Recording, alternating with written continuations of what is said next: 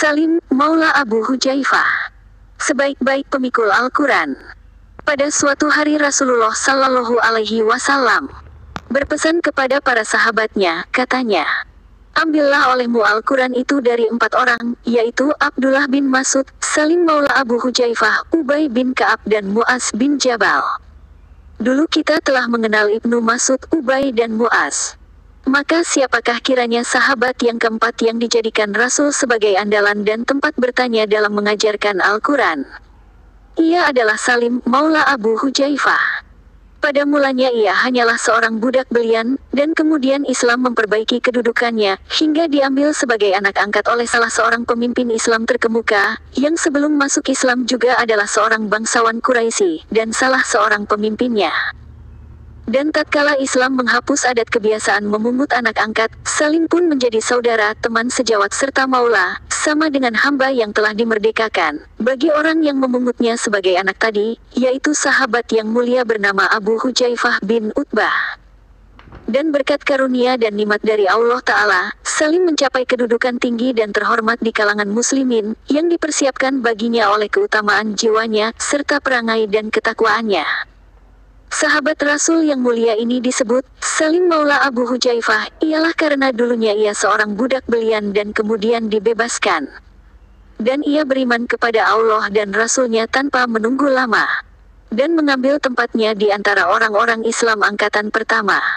Mengenai Hujaifah bin Utbah, ia adalah salah seorang yang juga lebih awal dan bersegera masuk Islam dengan meninggalkan bapaknya Utbah bin Rabi'ah menelan amarah dan kekayawaan yang mengeruhkan ketenangan hidupnya disebabkan keislaman puteranya itu. Hujaifah adalah seorang yang terpandang di kalangan kaumnya, sementara bapaknya mempersiapkannya untuk menjadi pemimpin Quraisy. Bapak dari Hujaifah inilah yang setelah terang-terangan masuk Islam mengambil Salim sebagai anak angkat, yakni setelah ia dibebaskannya, hingga mulai saat itu ia dipanggilnya Salim bin Abi Hujaifah. Dan kedua orang itu pun beribadah kepada Allah dengan hati yang tunduk dan terpusat, serta menahan penganiayaan Quraisy dan tipu muslihat mereka dengan hati yang sabar tiada terkira. Pada suatu hari turunlah ayat yang membatalkan kebiasaan mengambil anak angkat. Dan setiap anak angkat pun kembali menyandang nama bapaknya yang sesungguhnya, yakni yang telah menyebabkan lahirnya dan mengasuhnya. Umpamanya Zaid bin Haritsah yang diambil oleh Nabi Sallallahu Alaihi Wasallam sebagai anak angkat dan dikenal oleh kaum muslimin sebagai Zaid bin Muhammad Sallallahu Alaihi Wasallam. Kembali menyandang nama bapaknya Haritsah, hingga namanya menjadi Zaid bin Haritsah.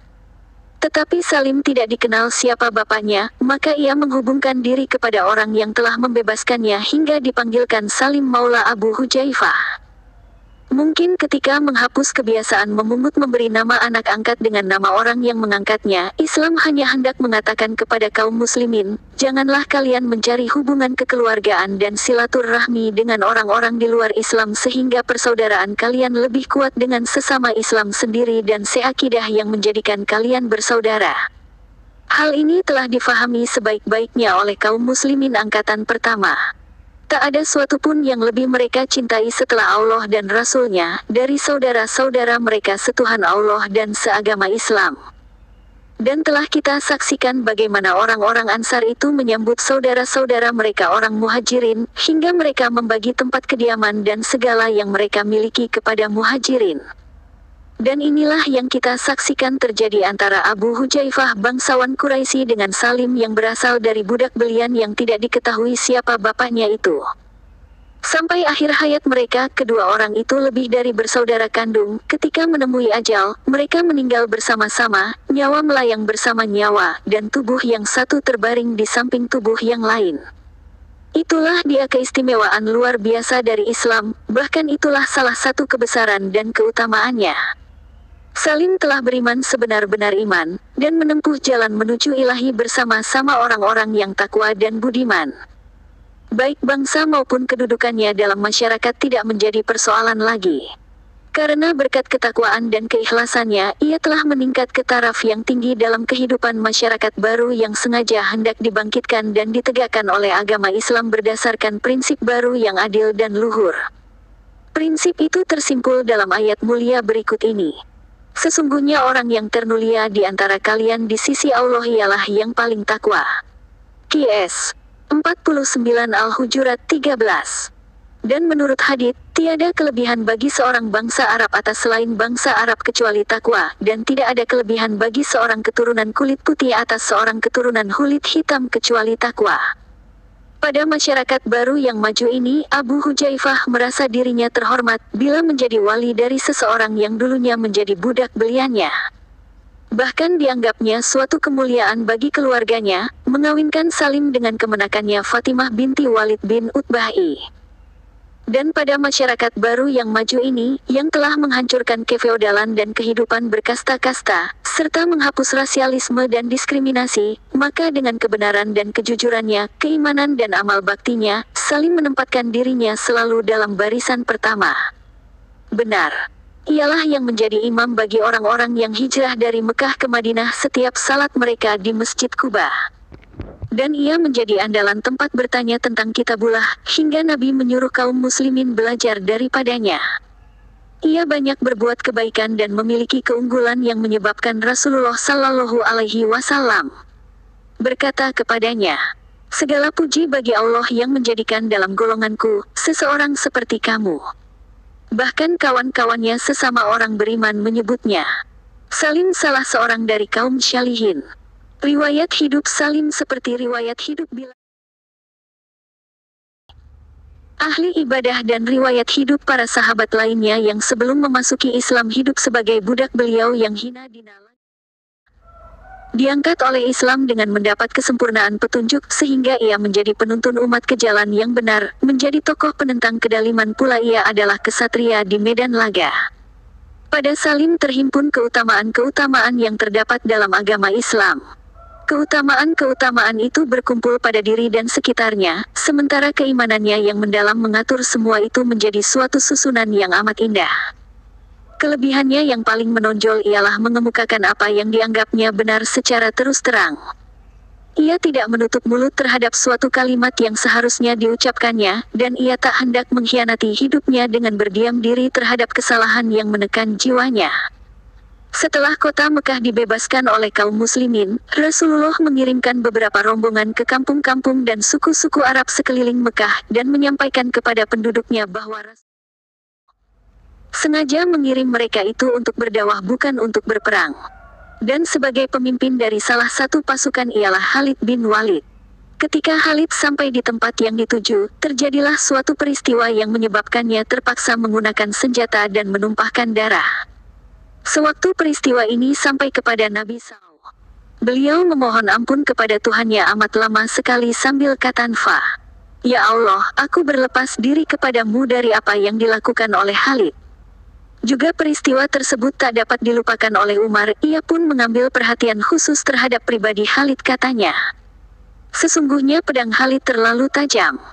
Dalam ekspedisi yang dipimpin oleh Khalid ini ikut Salim Maula Abu Hujaifah serta sahabat-sahabat lainnya. Dan demi melihat perbuatan Khalid tadi, Salim menegurnya dengan sengit dan menjelaskan kesalahan-kesalahan yang telah dilakukannya. Sementara Khalid, pahlawan besar di masa jahiliyah dan di zaman Islam itu, mula-mula diam dan mendengarkan apa yang dikemukakan temannya itu kemudian membela dirinya, akhirnya meningkat menjadi perdebatan yang sengit. Tetapi Salim tetap berpegang pada pendiriannya dan mengemukakannya tanpa takut-takut atau bermanis mulut. Ketika itulah memandang Khalid bukan sebagai salah seorang bangsawan Mekah, dan ia pun tidak merendah diri karena dahulu ia seorang budak belian, tidak. Karena Islam telah menyamakan mereka. Begitu pula ia tidaklah memandangnya sebagai seorang panglima yang kesalahan-kesalahannya harus dibiarkan begitu saja.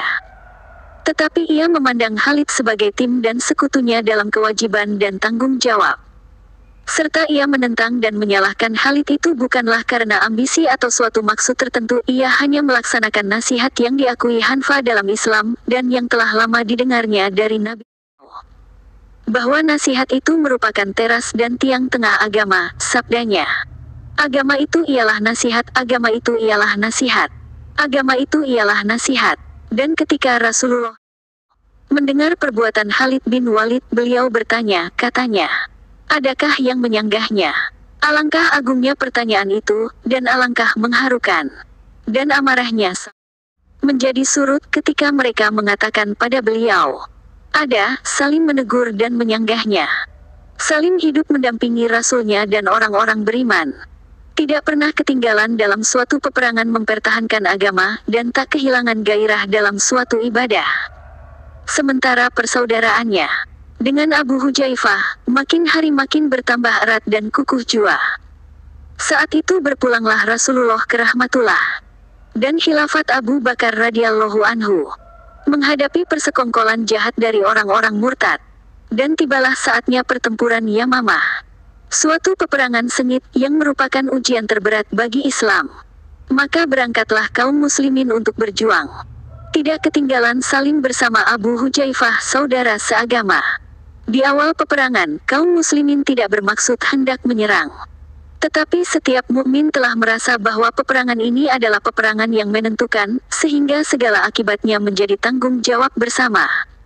Mereka dikumpulkan sekali lagi oleh Khalid bin Walid, yang kembali menyusun barisan dengan cara dan strategi yang mengagumkan. Kedua saudara Abu Hujaifah dan Salim berpelukan dan sama berjanji siap mati syahid demi agama yang hak, yang akan mengantarkan mereka kepada keberuntungan dunia dan akhirat.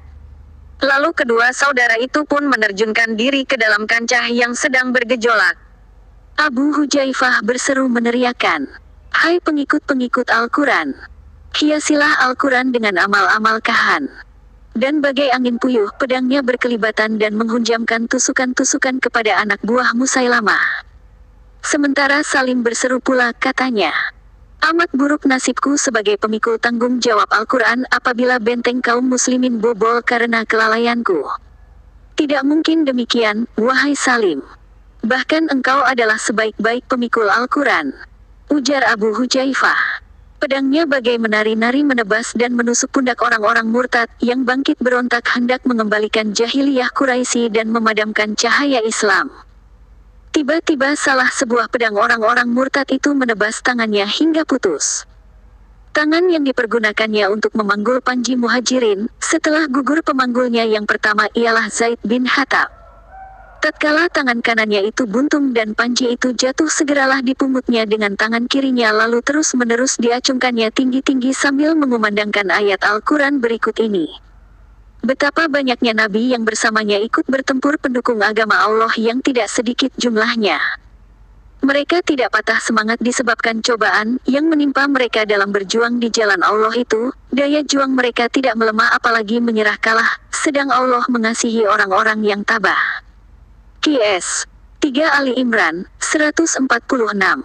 Wahai suatu semboyan yang maha agung, yakni semboyan yang dipilih Salim saat menghadapi ajalnya. Sekelompok orang-orang murtad mengepung dan menyerbunya, hingga pahlawan itu pun rubuhlah. Tetapi ruhnya belum juga keluar dari tubuhnya yang suci, sampai pertempuran itu berakhir dengan terbunuhnya Musailamah si pembohong dan menyerah kalahnya tentara murtad serta menangnya tentara muslimin. Dan ketika kaum muslimin mencari-cari kurban dan syuhada mereka, mereka temukan Salim dalam sekarat maut. Sempat pula ia bertanya pada mereka, "Bagaimana nasib Abu Hujaifah?"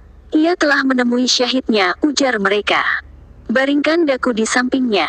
Katanya pula, "Ini dia di sampingmu, wahai Salim." "Lah telah menemui syahidnya di tempat ini." Mendengar jawaban itu tersungginglah senyumnya yang akhir. Dan setelah itu ia tidak berbicara lagi. Ia telah menemukan bersama saudaranya apa yang mereka dambakan selama ini. Mereka masuk Islam secara bersama, hidup secara bersama, dan kemudian mati syahid secara bersama pula. Persamaan nasib yang amat mengharukan, dan suatu takdir yang amat indah. Maka pergilah menemui Tuhannya seorang tokoh mukmin meninggalkan nama, mengenai dirinya sewaktu telah tiada lagi. Umar bin Khattab pernah berkata, "Seandainya Salim masih hidup, pastilah ia menjadi penggantiku nanti."